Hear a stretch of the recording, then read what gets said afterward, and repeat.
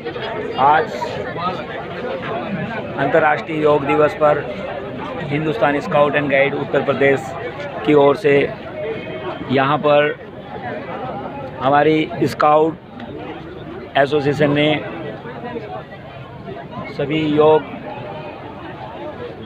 शिविर में पार्टिसिपेट करने वाले प्रतिभागियों को योग की क्रियाओं में हेल्प कराई और ये योग दिवस हमारे भारतवर्ष में ही नहीं अंतर्राष्ट्रीय स्तर पर आज मनाया जाता है। यह योग दिवस इस बार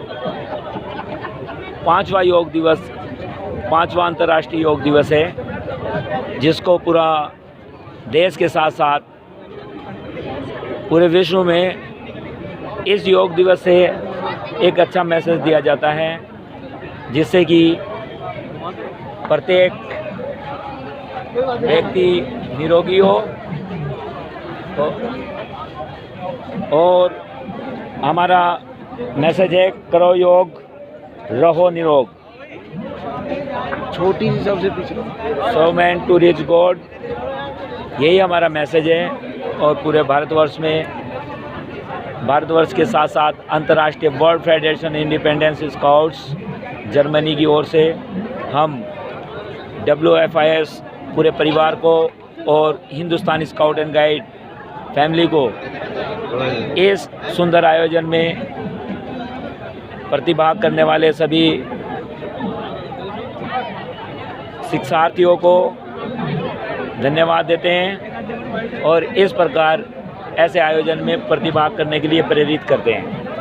धन्यवाद।